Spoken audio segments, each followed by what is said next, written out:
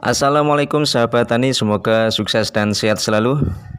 Saat ini kita berada di persawahan milik tetangga. Ini tanaman padinya terserang hama wereng karena populasi werengnya semakin lama semakin meningkat sahabat tani, sehingga sulit sekali untuk dikendalikan. Bisa dilihat ini ya sahabat tani. Ini karena sejak awal disemprot dengan menggunakan racun hama yang bahan aktifnya tidak diizinkan untuk tanaman padi, dilarang untuk tanaman padi, sehingga mengakibatkan hama werengnya ini mengalami kekebalan terhadap insektisida. Selain itu, musuh alaminya juga terbunuh karena sifatnya racun hama yang dilarang untuk tanaman padi itu tidak selektif. Jadi musuh alami hama ikut terbunuh. Nanti akan kita beritahu tentang merek dagang insektisida serta bahan aktif insektisida yang dilarang untuk tanaman padi. Yang umumnya petani padi masih banyak menggunakan insektisida yang dilarang tersebut sahabat tani. Karena seperti inilah, bisa dilihat ini salah satu akibat dari penggunaan racun hama yang sebenarnya ini tidak boleh digunakan untuk tanaman padi, namun tetap saja digunakan dengan alasan harganya sangat murah dan bisa membunuh hama dengan cepat. Justru sangat merugikan sekali bagi petani. Memang saat kita menyemprot dengan racun hama yang dilarang, hama werengnya langsung mati seketika itu. Namun setelah beberapa hari kemudian, hamanya akan muncul kembali dengan populasi yang semakin meningkat dan sulit sekali kita kendalikan, sehingga pengendaliannya pun biayanya lebih besar dan membuang tenaga. Dikarenakan itu tadi sahabat tani, hamanya sudah mulai kebal atau resisten dan banyak musuh alami hama yang ikut terbunuh, sehingga menyebabkan meningkatnya populasi hama tanaman padi seperti wereng, kemudian ada penggerek batang, sundep atau beluk, dan hama padi lainnya yang awalnya bukan hama utama karena penggunaan insektisida yang amburadul, yang sembarangan, yang dilarang untuk tanaman padi.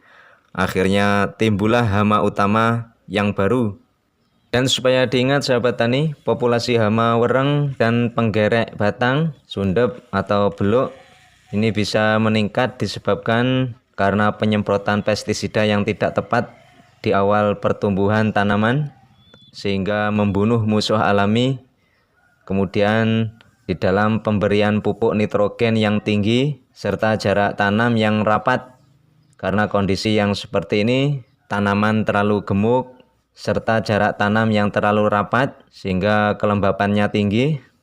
Kondisi seperti ini sangat disukai hama wereng dan hama penggerek batang, sundep atau beluk. Selain menggunakan insektisida dengan cara bijak, tidak sembarangan di dalam pemakaian insektisida untuk mencegah terjadinya kekebalan hama terhadap insektisida tertentu, maka sahabat tani dalam penggunaannya supaya dengan melakukan pergiliran bahan aktif, yaitu dengan menggunakan bahan aktif yang berbeda, jenis bahan aktif yang berbeda, dan kode cara kerjanya yang berbeda. Biasanya di setiap kemasan pestisida itu tertulis kode cara kerjanya serta bahan aktifnya apa. Kemudian di dalam kemasan insektisida tercantum juga tanaman inangnya yang terdaftar untuk tanaman apa saja, hama dan tanaman sasarannya. Itu biasanya juga tercantum di dalam kemasan. Itu yang perlu sahabat tani teliti di dalam penggunaan insektisida untuk tanaman padi. Selanjutnya berikut ini merek dagang serta bahan aktif insektisida yang dilarang untuk tanaman padi. Umumnya petani padi masih banyak menggunakannya sahabat tani. Mungkin karena kurangnya informasi para petani padi, maka pentingnya sahabat tani untuk selalu mengedukasi kepada para petani sehingga penggunaan insektisida untuk tanaman padi itu bisa tepat dengan cara bijak sahabat tani, sehingga tidak saling merugikan terhadap sesama para petani. Silahkan video ini bisa di-share kepada teman-teman sahabat tani. Sementara berikut ini sahabat tani, bahan aktif pestisida yang sering digunakan oleh petani padi yang telah kami rangkum dari berbagai sumber, karena sangat banyaknya produk ini di toko-toko pertanian dan harganya cukup murah, sehingga banyak petani padi memakainya, padahal kerugiannya ya bisa kita lihat itu cukup tinggi sekali bahayanya. Akan tetapi insektisida ini bisa digunakan untuk tanaman non padi atau bisa digunakan untuk palawija, yaitu mayoritas dari golongan garis keras, yaitu dari kelas organofosfat.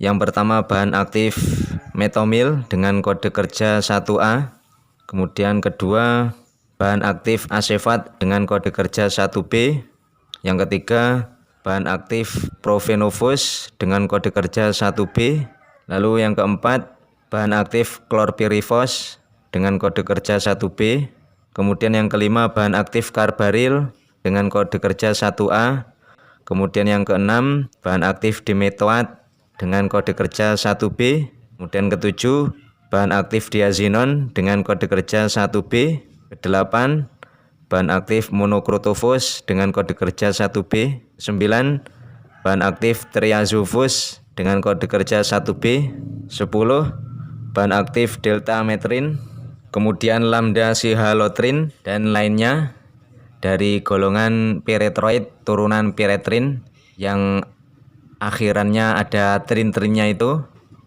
dengan kode kerja 3A. Inilah yang sering dipakai oleh petani padi karena sangat banyaknya beredar di pasaran dan harganya cukup murah sahabat tani.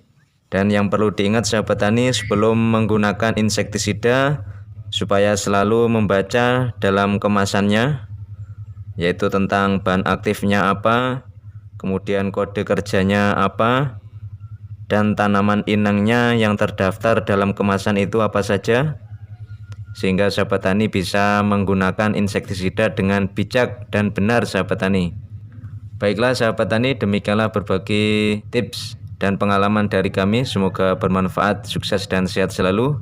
Agar sahabat tani selalu mendapatkan info terbaru dari tips-tips dari kami, silakan tekan tombol subscribe, like, share, dan komen, karena subscribe itu gratis dan akan bermanfaat untuk kita semuanya. Semoga sukses dan sehat selalu. Wassalamualaikum warahmatullahi wabarakatuh.